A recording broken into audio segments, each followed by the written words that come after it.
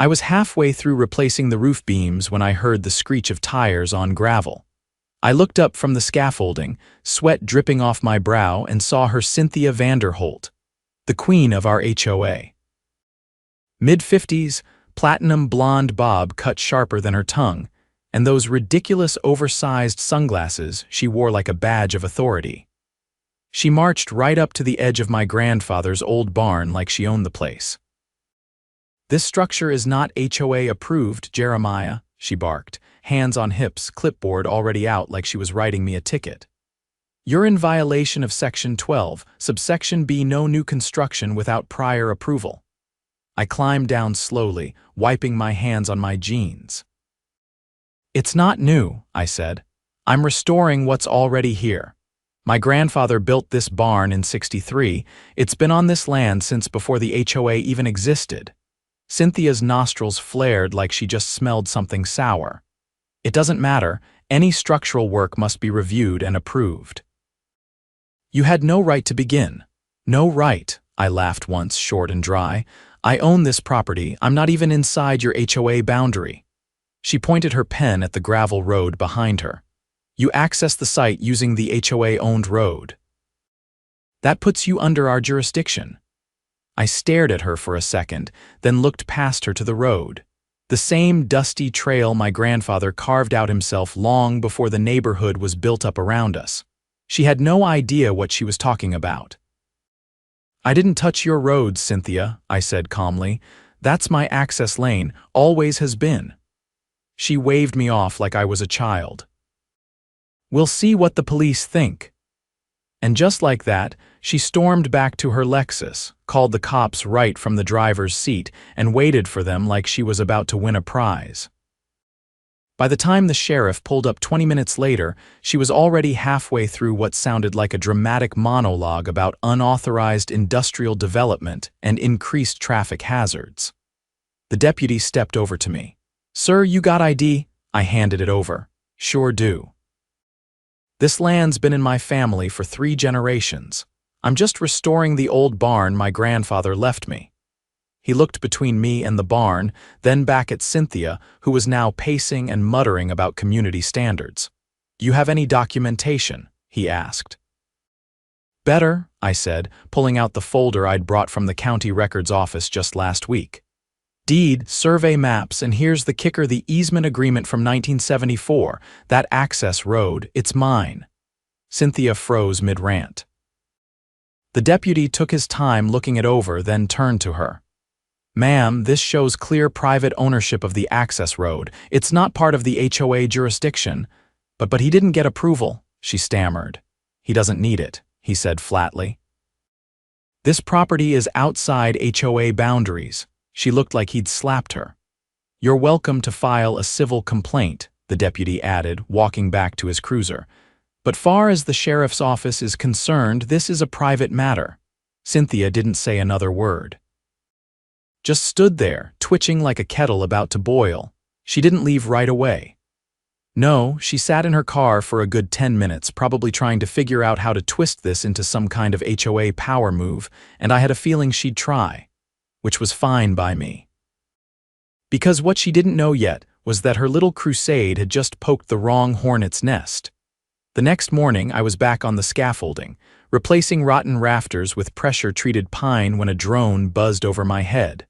I paused, shielding my eyes from the sun. The little quadcopter floated above the barn, tilting side to side like it was sizing me up. I followed its path across the field, right to the back deck of a 2-story house on the far side of the creek Cynthia's. She stood there holding a controller, her jaw tight, her gaze locked on me. The drone dipped lower, clearly recording. I raised an eyebrow. "You planning to sell aerial real estate tours?" She didn't respond. The drone pivoted, zipped closer, then hovered just feet from my head. "Back it off," I called, not shouting, just loud enough to be heard. "You're trespassing with that thing." She silently adjusted the controller. The drone lingered for another few seconds, then zipped away toward her property. I watched it vanish behind her chimney. My gut told me this wasn't about footage. This was surveillance. She was looking for anything to use against me. By noon, she'd found her next move. A white Ford Explorer pulled up next to my trailer, decals reading County Zoning and Planning. A tall man in a khaki vest stepped out, looking weary before he even said hello. "You Jeremiah Boone," I set down my power drill. "That's me. I'm Marshall Griggs, got a complaint filed about unpermitted construction on agricultural land, says you're converting a structure into a commercial facility." I almost laughed. "What commercial facility?" He flipped through his tablet. "The report mentions potential retail use, increased traffic, and a risk of livestock displacement." "Livestock?" I asked, blinking. "Only thing I displaced was a family of raccoons nesting in the rafters." He sighed, clearly not thrilled to be there. "Mind if I take a look around? Be my guest." He walked the perimeter, checked the foundation, peeked inside the barn, and took a few photos. When he came back around, he rubbed the back of his neck. "Looks like a straightforward restoration. No signs of commercial conversion. You got the original floor plan." I handed him a worn folder with the original blueprints and the approved agricultural zoning classification. He nodded, scrolling through his tablet. "All right," he said finally. "You're clean. I'll file a dismissal. Appreciate it. Let me guess Cynthia sent you?" "I'm not supposed to say," he replied, but something about the way his lip twitched said enough. As he drove off, I glanced toward her house. Her blinds twitched. She was watching. That evening, I decided to visit the county clerk's office. I'd already pulled the easement documents, but I wanted to dig deeper. Something about Cynthia's confidence didn't sit right. She was acting like she had leverage. And people like her didn't bluff without a card in hand.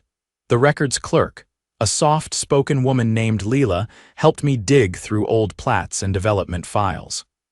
We found something strange in the 1989 annexation records. The HOA had attempted to incorporate additional parcels of land, including mine, into its boundary.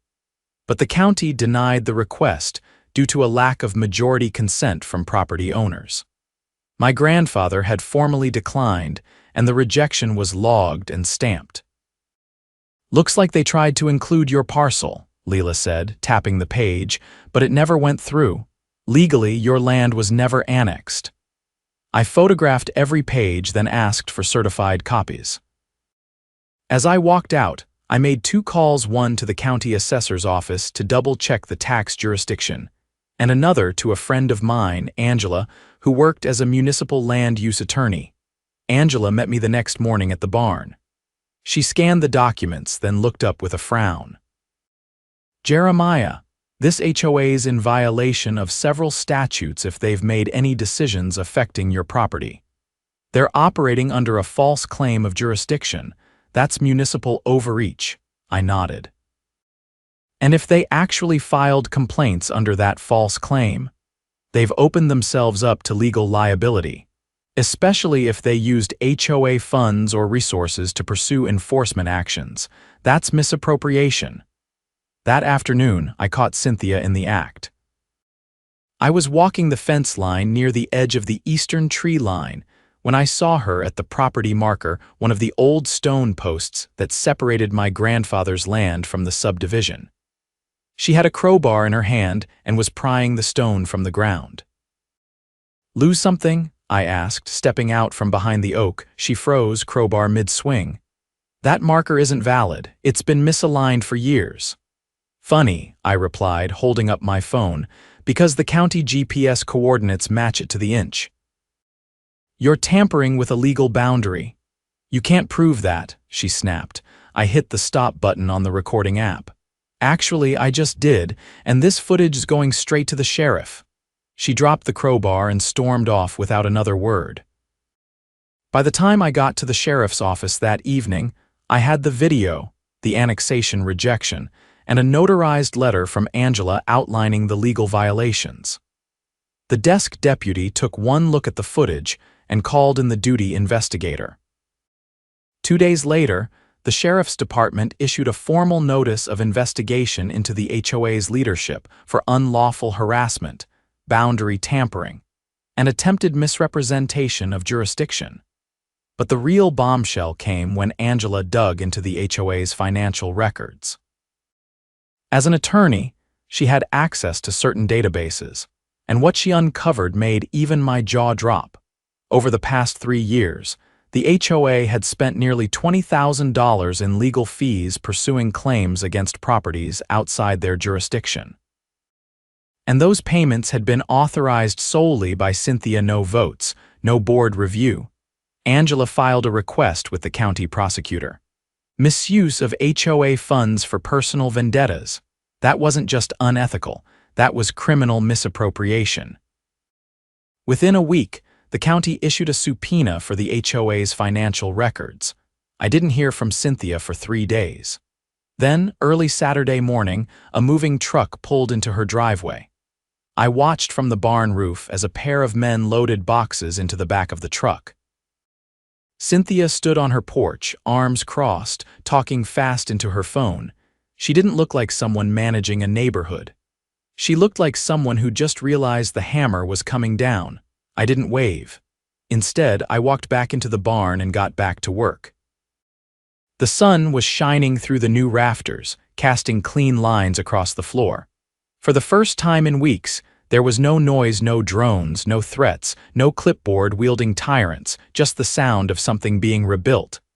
And this time, it wasn't just the barn.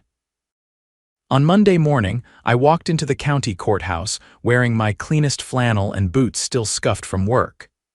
Angela was already waiting inside, sitting on a bench with her briefcase balanced on her knees. She gave a slight nod as I approached. "They've scheduled a preliminary hearing," she said, standing up. "The county prosecutor's office wants a formal record of the financial discrepancies before they proceed with charges." We headed upstairs into a small courtroom with low ceilings and wood paneling faded from decades of use. Cynthia sat near the front, flanked by a man in a navy suit who looked like he'd rather be anywhere else. She didn't acknowledge me, just fixed her eyes on the judge's bench like she could will it to disappear. The judge, a lean man with a gray mustache and tired eyes, called the session to order. The prosecutor, a sharp woman named Reeves, laid out the findings. Unauthorized legal expenses, unilateral decisions without board approval, and falsified jurisdictional claims used to justify spending community funds. Cynthia's attorney stood up, already on the defensive. My client acted in good faith under the belief that the properties in question were subject to HOA oversight. Reeves didn't even blink. That belief was not supported by any legal boundary maps or recorded annexations. In fact, county records show that an attempt to include the Boone parcel was explicitly denied. The financial decisions made by Mrs. Vanderholt were not ratified by the HOA board and lacked the transparency required by community governance laws. The judge scribbled a few notes, then looked toward Cynthia. "Did you consult your board before initiating these actions?" She adjusted her scarf and cleared her throat. "I believed I was acting in the best interest of the neighborhood. There were safety concerns, increased activity." Reeves cut in. "There is no evidence of public hazard. In fact, the sheriff's department confirmed the property is privately owned with a valid easement. Any claim of authority by the HOA was, at best, a mistake. At worst, it was a deliberate misrepresentation." The judge sighed. "Given the circumstances, I'm issuing an order for a full audit of the HOA's financial activities for the last 5 years. Mrs. Vanderholt, you are to refrain from making any executive decisions or expenditures until this review is complete." Cynthia didn't speak, just pressed her lips together and stared straight ahead. Outside, Angela exhaled and folded her arms. "This is going to unravel fast." "If they find more patterns like this, they will," I said. Back at the barn, I found 2 cars parked near the southern fence line. A man and woman stood beside them, looking over the property with clipboards in hand. I approached cautiously. "Can I help you?" The man turned. "Name's Don Trager, from the State Department of Consumer Affairs. We received a complaint from one of the HOA board members. Sounded like there might be unauthorized actions being taken in their name." The woman added, "We're conducting a preliminary review of the HOA's charter and election procedures." There have been prior incidents in other neighborhoods where leadership overstepped legal boundaries and misled residents. This one fits the pattern. "Board member contacted you directly?" I asked. They nodded. Anonymous tip, but detailed. "Someone from inside." I led them to the barn, showed them the access road, and laid out the documentation Angela and I had pulled. They asked if I had any recordings or written notices from the HOA. I showed them the cease and desist letter Cynthia had shoved into my mailbox a week ago. "Good," Don said, tucking it into a folder. "If she sent this to anyone else and they acted on it, that's potential civil liability. We're going to dig." As they left, a familiar figure stepped out from behind a row of hedges. Tommy Denslow, one of the original board members who'd been sidelined by Cynthia years ago. He looked 10 years younger without her shadow hanging over him. "I've had enough," he said before I could even speak. "She's been running this place like her personal kingdom. People are scared to speak up, but that's changing." "You got her rattled. What made you finally step forward?" She tried to fine my sister for putting up a support local farmers sign in her yard, said it was political messaging. That's when I knew she'd lost the thread. He handed me a flash drive. Board minutes, the real ones. She doctored the official records. Here's what actually happened during the votes. I took it, nodding. You just gave the investigators what they need. That night, I installed a new motion-activated camera facing the barn's east side. I wasn't planning on any more visits, but I'd learned not to underestimate Cynthia's tenacity. Sure enough, at 2 a.m., the camera pinged my phone. The footage showed a shadowy figure creeping around the barn, flashlight in hand. They examined the lumber, peeked into the trailer, then crouched by the foundation. I couldn't make out the face, but the leather gloves and handbag gave away more than they intended. The next morning, I handed the footage to Deputy Sanchez, who had become something of a regular in our saga. He looked at the screen, then back at me. "That's trespassing, and if anything's been tampered with, it's criminal mischief." "Nothing's damaged," I said, "but I'm filing the report anyway. She's pushing her luck." He nodded. "We'll add it to the case file." 2 days later, Cynthia was removed from the HOA board by unanimous vote. The remaining members held an emergency meeting in the community center, where over 40 residents showed up, more than they'd seen at any event in years. Angela and I stood in the back, watching as Tommy stepped up to the podium. "Effective immediately," he announced. "We're initiating a full audit of past financial decisions. We've already turned over preliminary findings to the county. We will also be contacting residents whose properties were targeted, whether they lived inside HOA limits or not." A man near the front raised his hand. "What happens to the funds she spent? We'll seek restitution," Tommy said. "And any residents who were fined based on her overreach will have those penalties voided." There was a quiet murmur of agreement, followed by scattered applause. Cynthia was nowhere to be found. Later that week, I got a call from the prosecutor's office. They'd filed formal charges against Cynthia.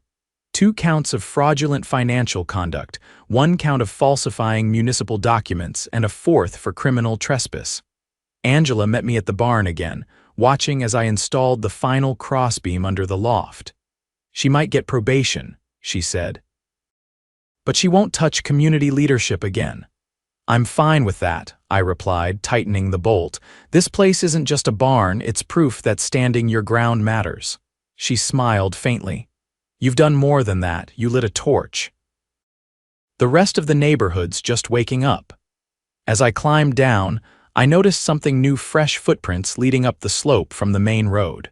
A small wooden sign had been staked into the grass near the access lane. Historic property, Boone family barn est. 1963.